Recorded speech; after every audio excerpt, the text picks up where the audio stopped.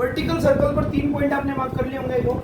अब सी, कुछ टाइम बाद ये जो स्टोन है या ये जो ऑब्जेक्ट है ये यहाँ पर इस पॉइंट पर भी आएगा घूमते घूमते, तो मैं यहाँ पर भी उसकी पोजीशन बना रहा हूँ, राइट। कि सर्कुलर मोशन एक्चुअल में कुछ ऐसा है, इस तरह से एंटी क्लॉकवाइज मूवमेंट है।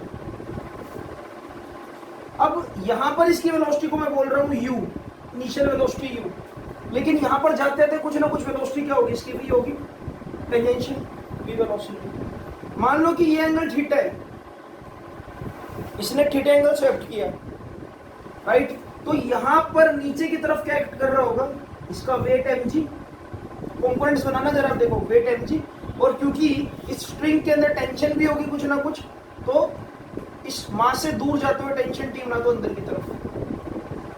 अच्छा, टेंशन टी अंदर की तरफ बना दिया आप लोगों ने। अब अगर ये एंगल थीटा है, अगर मैं इस mg के कंपोनेंट्स लूं, एक कंपोनेंट तो क्या होगा, लोग का टेंशन ये वाला, मतलब इसी एक्सिस पर, अगर ये थीटा है तो ये भी एंगल क्या होगा, थीटा होगा बच्चों। This is theta, this is also theta. देखो ये यहाँ पर नीचे की तरफ लाइन जा रही है और इसके बीच में यहाँ पर भी नीचे की तरफ लाइन जा रही है, तो यानी कि ये वाला कंपोनेंट क्या होगा, mg cos थीटा। इसके परपेंडिकुलर कंपोनेंट क्या होगा, यहाँ पर ये वाला कंपोनेंट क्या होगा, mg। आपने कंपोनेंट बना लिए ऐसे। जब ये कंपोनेंट आप बना लोगे, उसके बाद एक और चीज जो समझनी है कि इस वक्त लोएस्ट पॉइंट से ये h हाइट ऊपर है, इस वक्त ये लोएस्ट पॉइंट से अगर मैं इसको बेस मान रहा हूं, ये h हाइट ऊपर है, तो डेट मीन्स ये अगर O है, इस पॉइंट को मैं नाम दे रहा हूं मान लो A, तो ये OA की वैल्यू क्या होगी, r minus H, this is h, this is r minus H, right. ये टेंशन टी अंदर की तरफ, mg cos थीटा बाहर की तरफ, mg नीचे की तरफ, mg sin थीटा अंदर की तरफ, u यहाँ पर वेलोसिटी, v यहाँ पर वेलोसिटी। ये पूरी कहानी को बनाओ जल्दी से, जब डायग्राम बन जाए तो ढल लिख देना। जब ये डायग्राम बन जाएगा तो मुझे क्या करना है बच्चों, यहाँ पर एक जनरल एक्सप्रेशन निकालना है कि वेलोसिटी एट एनी पॉइंट कैसे निकाल सकता हूँ, ठीक है। तो हम यहाँ पर क्या करते हैं, सबसे पहले हेडिंग देंगे यहाँ पर velocity at any point.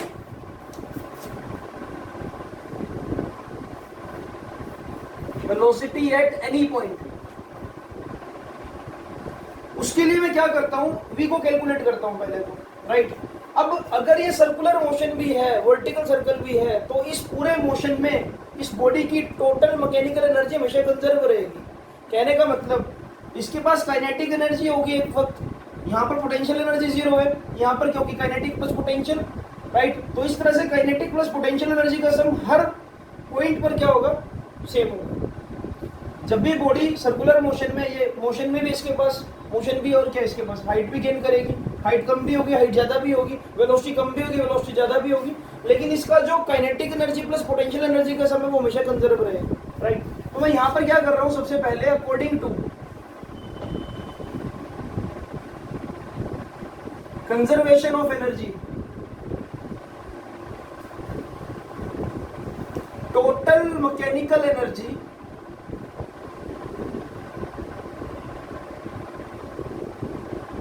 Eight L, यानी कि इस पॉइंट पर it should be equal to total mechanical energy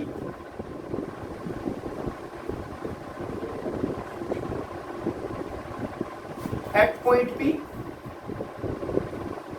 ये होना चाहिए टोटल एनर्जी जितनी यहाँ पर उतनी यहाँ पर होनी चाहिए। अब लोएस्ट पॉइंट पर बॉडी के पास काइनेटिक एनर्जी तो है लेकिन पोटेंशियल एनर्जी जीरो, तो यहाँ पर लोएस्ट पॉइंट पर काइनेटिक एनर्जी कितनी है बच्चों, हाफ mu स्क्वायर, क्योंकि नीचे की तरफ वेलोसिटी तो है, लेकिन लोएस्ट पॉइंट पर पोटेंशियल एनर्जी कैसे हो, इस पॉइंट पर, इस वाले पॉइंट पर, पॉइंट P पर बॉडी के पास काइनेटिक एनर्जी कितनी है, half mv square. Kinetic energy के बाद पोटेंशियल एनर्जी कितनी है, mgh, क्योंकि ग्राउंड से h हाइट ऊपर, तो यहाँ पर मैंने mgh लिख दिया। अब मुझे v को डिफाइन करना है, तो एक काम करो ना, हाफ mv स्क्वायर को यहीं पे रखो, सारा कुछ इधर जाओ, ये कितना आ जाएगा 1/2 mu स्क्वायर माइनस mgh। अब यहां से एक चीज तो कैंसिल हो रही है, वो क्या है, मास। मास से कैंसिल कर सकता हूँ कॉमन लेकर, तो यहाँ पर क्या बचेगा, यू स्क्वायर और ये 2 इधर मल्टीप्लाई करा दो, अगर 2 से मल्टीप्लाई कराओगे सभी टर्म्स को तो ये बचेगा u square minus 2gh equals to v square. पूरी टर्म्स को 2 से मल्टीप्लाई करा दो, ये आ जाएगा आपके पास u square minus 2gh is equal to v square. अब v की वैल्यू क्या है, under root u square minus 2gh। Now this is my velocity at point p।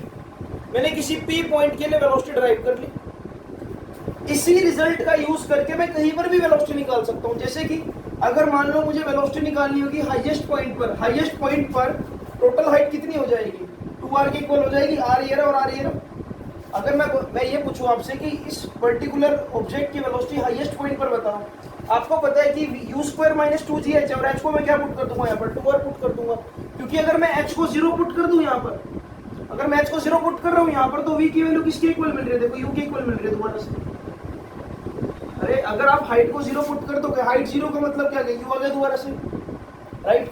तो ये एक्सप्रेशन है वेलोसिटी एट एनी पॉइंट का, तो मैं कहीं पर भी वेलोसिटी निकाल लूंगा, बस इस h से छेड़छाड़ करनी पड़ेगी मुझे।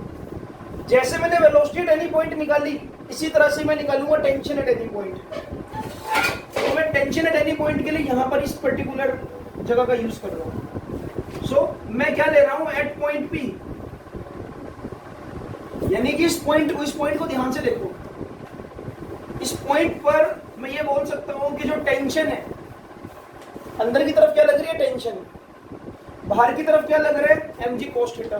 तो tension minus mg cos theta, इन दोनों का जो रिजल्टेंट है या जो नेट सेंटर की तरफ लगने वाला फोर्स है, वो मुझे क्या दे रहा होगा, centripetal force mv square by r।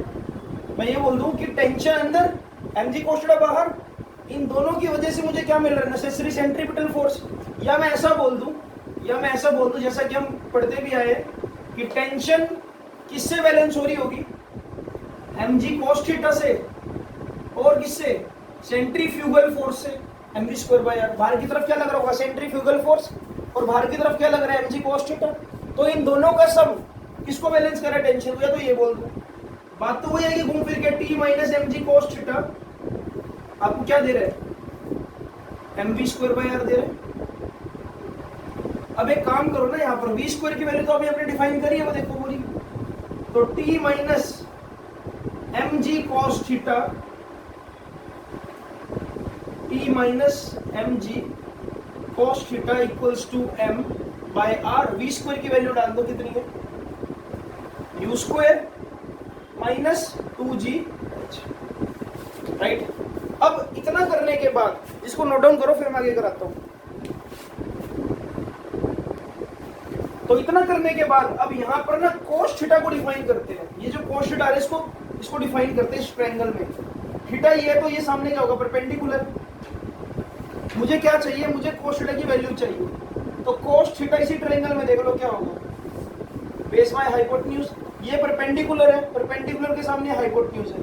तो हाइपोटेन्यूज कितना है बेटा, ये यहाँ से लेकर यहाँ तक तो r ही होगा टोटल। और ये क्या है, बेस। तो बेस की वैल्यू कितनी है, r माइनस एच, और हाइपोटेन्यूज कितना है, r। ये हाइपोटेन्यूज, सॉरी ये हाइपोटेन्यूज r, ये बेस। तो यहाँ पर अगर मैं वैल्यू डालूं तो t minus mg cos theta की जगह क्या लिखूंगा मैं, r माइनस एच अपॉन में r equals to mv square by r में कैपिटल r डाल दो ना, क्यों कैपिटल r नोटेट कर रहे हैं। m बाय r अंदर क्या है, u स्क्वायर माइनस 2gh। अब यहां से मुझे टेंशन निकालनी है, तो टेंशन को यहीं पे रख, बाकी सारा कुछ इधर शिफ्ट कर दे, मल्टीप्लाई करा दे सारा कुछ। देख ये जो मल्टीप्लाई कराऊंगा तो क्या बचेगा, mg, अरे यार देखो ना, इसको इधर लेके जा, ये पॉजिटिव हो जाएगा, mg 1 minus h by r कर दो इसको, ये इधर जाएगा तो पॉजिटिव लिखा जाएगा। और ये क्या है यहाँ पर, प्लस m बाय r, और क्या लिख सकता हूँ उसको, u स्क्वायर माइनस 2gh। एक काम कर सकता है इसके अंदर, अगर मैं इसको एज इट इज ऐसे ही रहने दूं तो m बाय r कॉमन निकाला जा सकता है। तो m बाय r को सब में से कॉमन निकाल लो, अंदर क्या बचेगा, मतलब m बाय r को कॉमन निकालूं और यहाँ पर बचेगा gr minus gh plus u square minus 2gh। Check करो जरा, ये बचे m बाय आर को कॉमन ले लो, क्या बचेगा g are minus g h u square minus 2gh। इसको अगर मैं सिंप्लीफाई करता हूं तो मुझे मिलता है m बाय आर, ये gh माइनस का और ये भी माइनस का gh, तो यानी कि हो जाएगा बच्चों u square minus 3gh plus G are.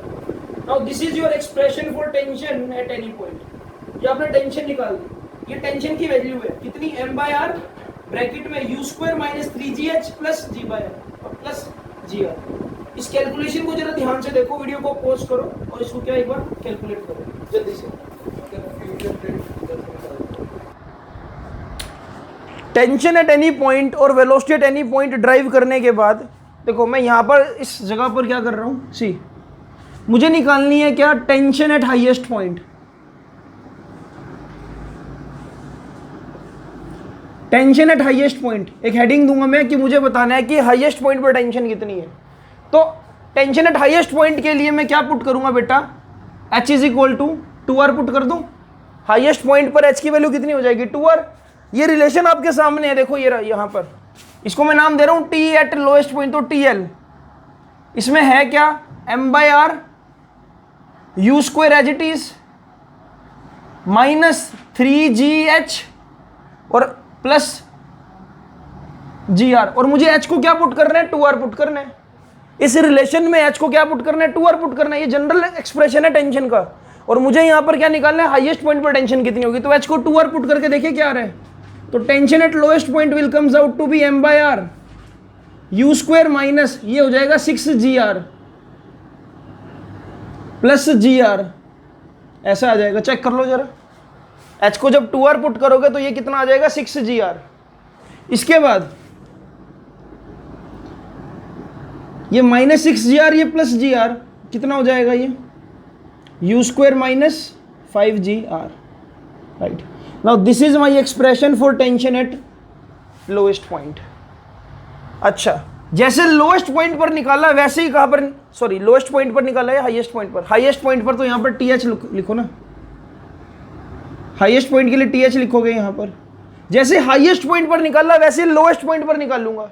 Highest point पर तो आ गया, ये लोएस्ट पॉइंट पर निकालूंगा। तो अब लोएस्ट पॉइंट के लिए हेडिंग दूंगा मैं क्या, टेंशन एट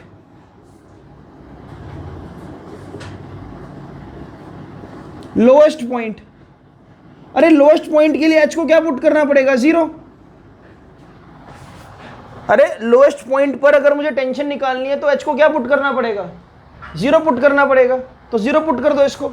जब 0 पुट करोगे तो TL की वैल्यू कितनी आएगी m by R u square minus 3gh plus gr। अगर मैं h को 0 पुट कर दूं तो टेंशन एट लोएस्ट पॉइंट क्या बचेगी m by R u square plus gr, खत्म हो जाएगा 3gh factor. Now this is your equation 1 and this is your equation 2। इस तरह से आपने क्या लोएस्ट पॉइंट पर टेंशन निकाल दी और हाईएस्ट पॉइंट पर। अब इमेजिन करो कि आप एक पत्थर को वाक्य में घुमा रहे हो, आपको यह फील होगा कि जब पत्थर नीचे की तरफ है तो टेंशन ज्यादा है, या जब पत्थर ऊपर की तरफ है तब टेंशन ज्यादा है। आपको देखो रिजल्ट मिल रहा है यहाँ पर यू स्क्वायर में से 5gr माइनस हो रहा है हाईएस्ट पॉइंट पर, यानी कि टेंशन क्या कम फील हो रही है। लेकिन जब पत्थर को नीचे से ऊपर की तरफ लेकर जा रहे हो तो नीचे के केस में टेंशन ज्यादा है, यू स्क्वायर प्लस gr। आपका एक्सप्रेशन सही है या गलत इस बात का पता ऐसे लगेगा, आप लोएस्ट माइनस हाईएस्ट करके देखो, डिफरेंस निकालो। एक हेडिंग और तो जरा, difference between tension TL minus TH। अगर ये डिफरेंस 6 टाइम्स बॉडी वेट के इक्वल आ जाए तो यानी कि आपका एक्सप्रेशन ठीक है। अगर TL minus TH 6 times of body weight आ जाए तो यानी कि आपका एक्सप्रेशन बेटा बिल्कुल ठीक है। जल्दी से इसको नोट डाउन करो और इसको बनाओ जरा, फिर आगे चलते हैं। तो अब हम इसका डिफरेंस निकालते हैं। एक बार मैं डिफरेंस निकाल कर दिखाता हूं आप लोगों को। डिफरेंस बिटवीन टेंशंस, और आपको क्लियरली पता लग रहा है यहां पर कि tension at lowest point is greater than tension at highest point, right. तो डिफरेंस कितना आ रहा है देखिए, हमने डेल्टा T निकालना है ना डिफरेंस। तो टेंशन एट लोएस्ट पॉइंट को लिख रहा हूं m by R u square plus G are minus M by R u square minus 5 GR। अब मैं इसको सोल्व करूं अगर, तो बेटा ये देख, ये बन जाएगा M u square by R plus M G minus M u square by R plus 5mg। और जब मैं इसको सोल्व करूंगा तो ये बन जाएगा एम यू स्क्वायर से M u square cancel 5g plus 6mg, यानी कि टेंशन डिफरेंस कितना आ गया बेटा 6 टाइम्स ऑफ mg, या मैं बोल सकता हूं 6 times of weight of body. जो भी बॉडी को आप घुमा रहे हो उसका जो टेंशन डिफरेंस है लोएस्ट पॉइंट पर और हाईएस्ट पॉइंट पर कितना 6 टाइम्स बॉडी वेट। अगर मैं बोल दूं कि जो टेंशन डिफरेंस है वो 100 है तो डेट मीन्स आपको पता है कि बॉडी वेट कितना होगा। अगर बोल दूं टेंशन डिफरेंस 100 है तो बॉडी वेट कितना होगा 100/6। मैं बोल दूं टेंशन डिफरेंस 120 है तो बॉडी वेट कितना होगा 20 kg। पता लग गया साफ। और मास निकालना हो तो 2, अरे मास निकालना तो 2 हो गया ना, 20 में भी जी डिवाइड कर दो तो मास भी पता लग जाएगा। अच्छा, तो ये करने के बाद टेंशन डिफरेंस निकाल दिया। अब मुझे कंडीशन ड्राइव करनी है। मैं इसको 2 मिनट के लिए रब कर रहा हूं। एक कंडीशन ड्राइव करेंगे हम। लिखो condition of looping the loop. Condition क्या है? Condition of looping the loop. Condition of looping the loop. तो यहीं पे कर रहा हूं मैं इसको।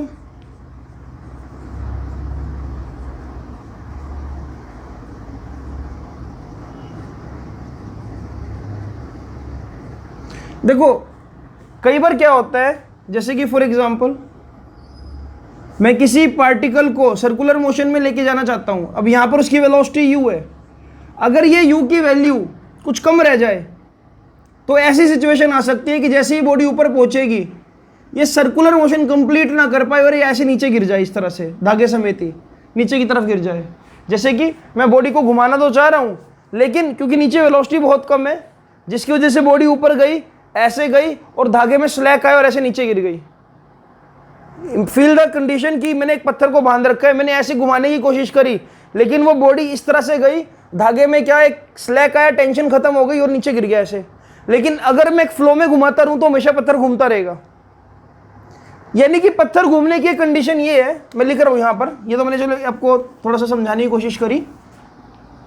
सर्कुलर मोशन कंप्लीट तब हो सकता है when tension at highest point become greater than equal to 0। Tension at highest point अगर नेगेटिव होगी तो डेट मीन्स क्या हो गया, उसमें स्लैक पड़ गया। स्लैक पड़ गया यानी कि बॉडी ऐसे एजिटी से नीचे गिर जाएगी। ठीक है, तो tension at highest point should be greater than equal to 0 का मतलब ये है हाईएस्ट पॉइंट के लिए आप टेंशन को क्या लेते हो, मैं लिख देता हूं यहां पर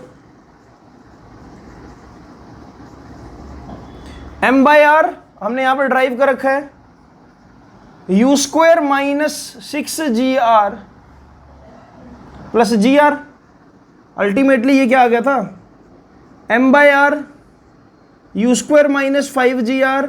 ये value greater than equal to 0 हो जाए तो हमेशा पत्थर घूमता रहेगा, यानी कि टेंशन की वैल्यू पॉजिटिव हो या 0, या तो बैलेंस हो जाए या ज़्यादा रहे, पत्थर घूमता रहेगा। तो यानी कि यू स्क्वायर शुड बी क्या आ गया, u square minus 5GR should be greater than equal to 0।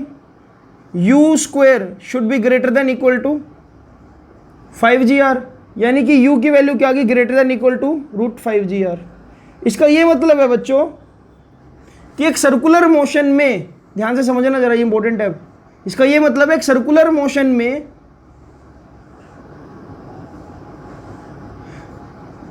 ये मैंने क्या बोला यहां पर,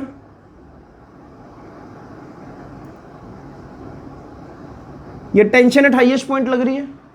यहां पर क्या कोई भी ऑब्जेक्ट है, अगर उसकी इनिशियल वेलोसिटी यानी कि u की value greater than equal to 5GR आ जाए, मैं क्या करता हूं, पहले किसी भी सर्कुलर लूप के लिए 5 इंटू में g इंटू में उस सर्कल का रेडियस अंडर रूट, ये वैल्यू कैलकुलेट करता हूं। मान लो ये वैल्यू कैलकुलेट करके आ गई 100 मीटर पर सेकेंड, तो कोई पत्थर तब इस सर्कुलर मोशन में घूम पाएगा अगर उसकी वेलोसिटी या तो 100 मीटर पर सेकेंड हो या उससे ज्यादा हो। अगर किसी भी पार्टिकल की यहां पर बॉटम पॉइंट पर वेलोसिटी कितनी हो गई, 99 हो गई, 90 हो गई, 80 हो गई। यानी कि जब वो नीचे की तरफ है, यहां पर अगर उसकी इनिशियल वेलोसिटी 100 से कम है तो वो कभी भी सर्कुलर मोशन कंप्लीट नहीं कर पाएगा, राइट। तो मैंने यहां पर करा क्या है, मैंने जस्ट ये बोला है कि भाई सर्कुलर मोशन कंप्लीटली होता है, उसकी एक ही कंडीशन है कि ये वाली टेंशन जीरो नहीं होनी चाहिए, अदरवाइज क्या होगा, धागे में स्लैक आएगा और ये ऐसे नीचे गिर जाएगा। तो जब ये वाली value greater than equal to 0 लूंगा तो मैंने यहाँ पर यू स्क्वायर को डिफाइन कर दिया, यू कितना आ गया, u greater than equal to 5gr, √5gr।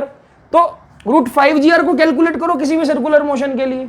अगर वो वैल्यू मान लो 100 है तो यानी कि नीचे वाले पॉइंट पर वेलोसिटी या तो 100 हो या 100 से ज्यादा हो, तभी ये लूपिंग द लूप हो पाएगा, तभी ये सर्कुलर मोशन कंप्लीटली परफॉर्म हो पाएगा, अदरवाइज नहीं हो पाएगा, धागे में स्लैक आ जाएगा, राइट।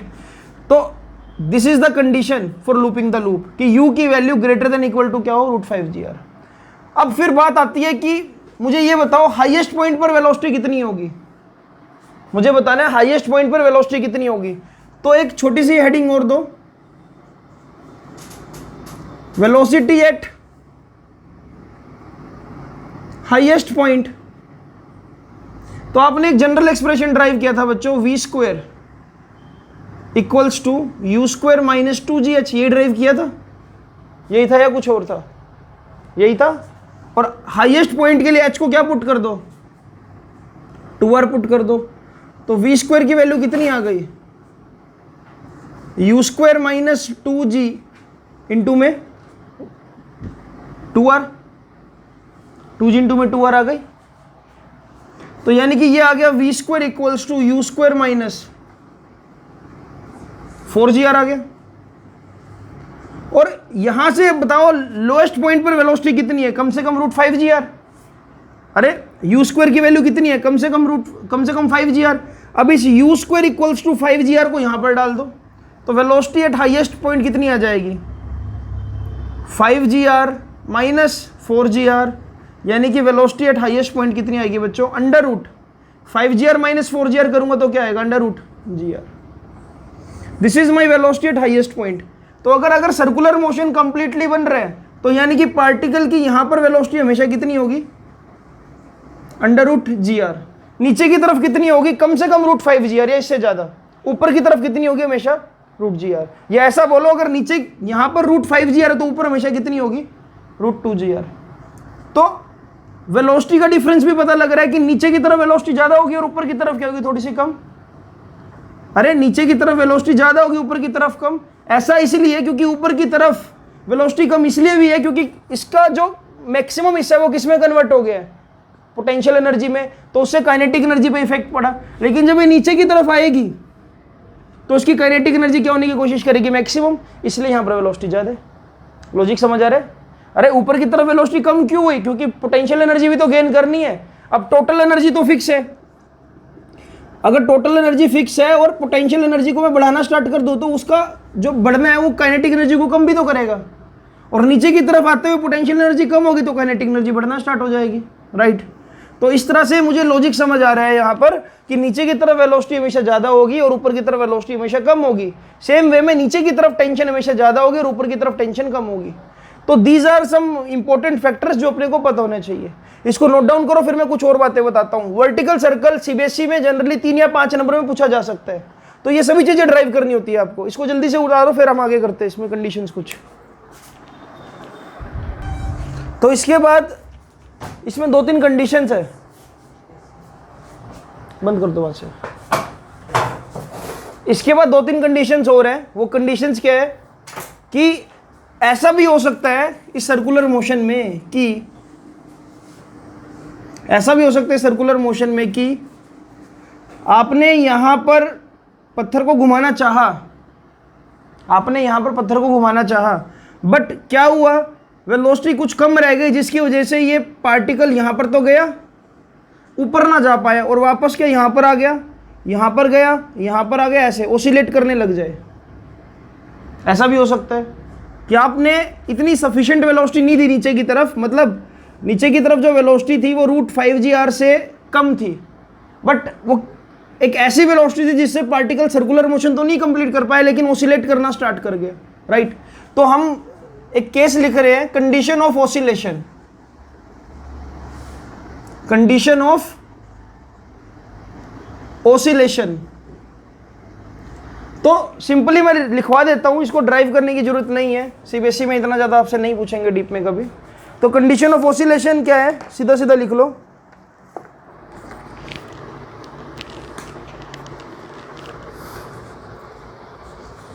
सिंपल लिख रहा हूं, बॉडी विल ओसिलेट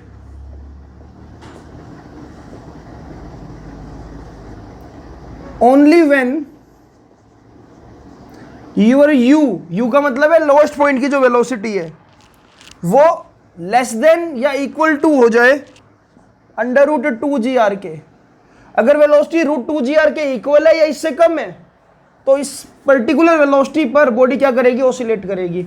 अगर u एग्जैक्टली रूट 2 के इक्वल है, लिख देता हूं ये भी मैं, अगर u यानी कि नीचे वाले पॉइंट पर जो वेलोसिटी है एग्जैक्ट रूट 2 के इक्वल है, then it will oscillate with amplitude capital R। अगर एग्जैक्ट रूट 2 के इक्वल वेलोसिटी मिल गई उसको यहां पर, तो वो हमेशा क्या करेगा, सेमी सर्कल में ऐसे ओसिलेट करेगा, यानी कि इसको एम्पलीट्यूड कितना होगा, मैक्सिमम R, ऐसे है ना, R हाइट तक जा पाएगा, R ऊपर, यहां से भी R ऊपर, इस तरह से, राइट। तो ये बात लिखने वाली है, इसको लिख लो जरा। This is the condition of oscillation. Root 5 velocity होगी तो पूरा सर्कल, लेकिन रूट 2 या उससे कम हो गई तो ओसिलेशन, राइट। इसको जब लिख लो तो फिर आगे एक और कंडीशन हम ड्राइव करते हैं। ड्राइव क्या मतलब बता देता हूं मैं आपको, इसको मैं रब कर रहा हूं यहां से। कुछ ऐसा भी हो, अच्छा ये कब होगा ये भी मैं लिखवा देता हूं आपको, थोड़ा सा प्रैक्टिकली लिखवा देता हूं। ये तब पॉसिबल है इफ, लिख देता हूं, ओनली पॉसिबल इफ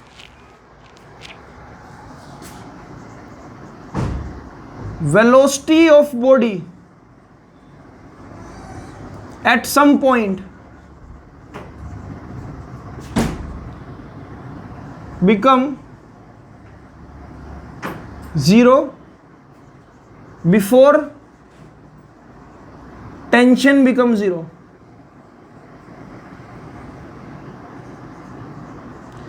देखो किसी सर्कुलर मोशन में, वर्टिकल सर्कुलर मोशन में ओसिलेशन तब आ सकती है कि आप पार्टिकल को घुमा तो रहे हो, राइट, लेकिन उसको घुमाते वक्त उसकी जो वेलोसिटी है, मान लो पार्टिकल एक पूरा सर्कुलर मोशन में तो नहीं जा पाया, लेकिन कुछ r के ऊपर तक, यहां तक गया और वेलोसिटी 0 हो गई, और जैसे ही वेलोसिटी 0 हुई फिर कुछ टाइम बाद टेंशन भी 0 होगी, तो पार्टिकल ऐसे नीचे गिरेगा और ऐसे ओसिलेट करना स्टार्ट कर देगा। आप इमेजिन करो कि आप किसी चीज को घुमाना चाह रहे हो, लेकिन वो पार्टिकल ऊपर तक गया, रेस्ट पर आया, जैसे ही रेस्ट पर आया उसके कुछ फ्रैक्शन सेकंड के बाद टेंशन भी खत्म हो गई तो पार्टिकल नीचे गिरेगा, जैसे ही पार्टिकल नीचे गिरा तो वो ओसिलेट करना स्टार्ट कर देगा, right. So this is the condition. अच्छा, उसके बाद एक और कंडीशन हम बताते हैं इसके अंदर कि ऐसा भी तो हो सकता है कि पार्टिकल को आप घुमाना तो चाह रहे हो, लेकिन वो सर्कल को ही लीव करके के स्ट्रेट लाइन में सीधा चला जाए, सर्कुलर मोशन में से ऐसे तोड़कर बाहर भाग जाए पार्टिकल। ऐसा भी हो सकता है कि पार्टिकल इस सर्कुलर मोशन को लीव करके बाहर निकल जाए। तो फिर एक और कंडीशन हम लिखेंगे, ये कंडीशन जो है जनरली कॉम्पिटिटिव में यूज होगी, लेकिन मैं आपको लिखवा रहा हूं फिर भी, condition of leaving the circle. एक और कंडीशन लिखो जरा, कंडीशन ऑफ लीविंग सर्कल।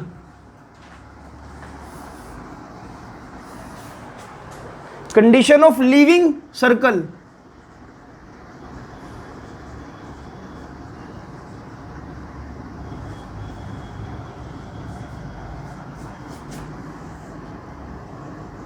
ये कुछ ऐसा हुआ कि पार्टिकल सर्कुलर मोशन में तो था, लेकिन एक इंस्टेंट पर जाकर ये ऐसे बाहर की तरफ निकल गया, लीव कर गया, गुड बाय बोल गया, ठीक है। ये कंडीशन क्या हो सकती है, तो लिख लो जरा। इसकी कंडीशन ये है कि अगर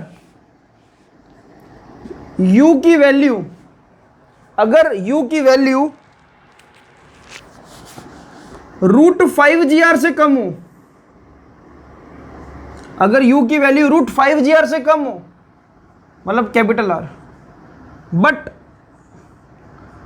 u की वैल्यू ग्रेटर हो किससे, √2gr से, √5gr से वैल्यू कम हो लेकिन √2gr से ज्यादा हो, तो ऐसी सिचुएशन में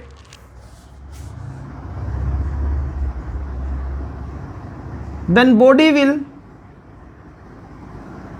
leave circle and go tangentially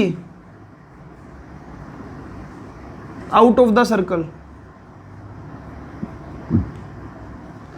तो ऐसी सिचुएशन में मान लो यहां पर जो इसका भी u है, ये u की वैल्यू √5gr से कम है बट √2gr से ज्यादा है।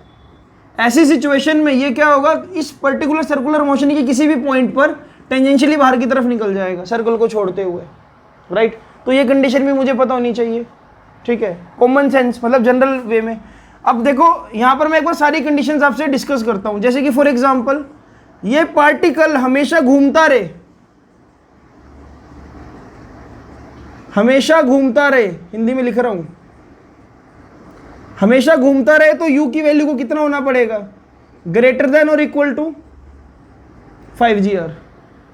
ये पार्टिकल सर्कुलर मोशन में ओसिलेट करना स्टार्ट कर दे, उसके लिए u की वैल्यू को कितना होना पड़ेगा, कितना होना पड़ेगा, अभी ड्राइव करा है देखो, u की वैल्यू को होना पड़ेगा लेस देन और इक्वल टू √2gr। अब सिचुएशन क्या बचती है, √2gr से ज्यादा और √5gr से कम। ये वो सिचुएशन है कि पार्टिकल ट्रेजेक्ट्री को लीव कर देगा, मतलब सर्कुलर मोशन को लीव कर देगा। वो कंडीशन क्या होगी, √2gr से ज्यादा बट √5gr से कम। इस तरह से मैं पूरे सर्कुलर मोशन को, जो वर्टिकल मोशन है, मैं स्टडी कर सकता हूं, राइट। तो एक बार मैं थोड़ा सा ब्रीफ कर देता हूं। पेपर में अगर आ जाए तो हमको करना क्या है, सबसे पहले तो मुझे वर्टिकल सर्कल का अच्छा सा डायग्राम बनाना है जहां पर मैं सारे कंपोनेंट्स दिखा पाऊं। उसके बाद मुझे एक जनरल एक्सप्रेशन निकालना है, वेलोसिटी एट एनी पॉइंट, फिर मैं निकालूंगा टेंशन एट एनी पॉइंट। उसके बाद मैं टेंशन एट एनी पॉइंट निकालकर लोएस्ट पॉइंट पर टेंशन देखूंगा और हाईएस्ट पॉइंट पर टेंशन देखूंगा और ये चेक करूंगा कि वाकई में लोएस्ट पॉइंट पर जो टेंशन है वो ज़्यादा है। फिर मैं दोनों का डिफरेंस निकालूंगा, डिफरेंस 6 mg आ जाएगा। देन हम ये चीज़ निकालेंगे कि एक्चुअल में कंडीशन क्या है कि हमेशा सर्कुलर मोशन होता रहे, तो उसके लिए मैं u को ड्राइव करूंगा। अब वो u को जब मैंने ड्राइव करा तो वो कितना आया, √5gr से ज़्यादा वैल्यू या उसके इक्वल वैल्यू। तो अगर किसी भी पार्टिकल की लोएस्ट पॉइंट पर वेलोसिटी √5gr या उससे ज़्यादा है तो सर्कुलर मोशन बनता रहेगा, राइट। फिर हमने ये ड्राइव किया कि कंडीशन ऑफ ऑसिलेशन क्या, ऐसा भी तो हो सकता है कि सर्कुलर मोशन में बॉडी है लेकिन बीच में वो ऑसिलेट करना स्टार्ट कर दे, किसी भी पॉइंट पर टेंशन 0 हो जाए, वेलोसिटी भी 0 हो जाए, वेलोसिटी पहले 0 हो जाए, टेंशन बाद में 0 हो जाए, राइट। तो कंडीशन ऑफ ऑसिलेशन निकाला, वो क्या थी, u की वैल्यू कम से कम √2gr या उससे कम। फिर हमने देखा कि ऐसा भी हो सकता है ऑब्जेक्ट सर्कुलर मोशन को लीव करके बाहर निकल जाए, राइट। तो वो कंडीशन क्या है, u की वैल्यू √2gr से तो ज़्यादा हो लेकिन √5gr से कम हो। तो ये 7-8 चीज़ें मैंने निकालनी होती है इसके अंदर। जनरली एग्जाम में सिर्फ tension at lowest point, highest point यहाँ तक पूछा होता है। क्या आपको आज का लेक्चर क्लियर हुआ बच्चों? आज का लेक्चर बहुत लंबा था, मतलब डेरिवेशन बहुत लंबी थी लेकिन बिल्कुल सिंपल थी, प्रोजेक्टाइल मोशन की तरह था एक तरह से। 4-5 चीज़ें एक ही चीज़ में पूछी हुई है। क्या आपको आज का लेक्चर क्लियर हुआ? बहुत बढ़िया। तो इसी के साथ इस वीडियो को यहीं पे ओवर करते हैं। आगे रोटेशनल मोशन को कंटिन्यू रखेंगे। अगला टॉपिक आएगा angular momentum end moment of inertia, उसको करेंगे हम कल। Thank you so much for watching this.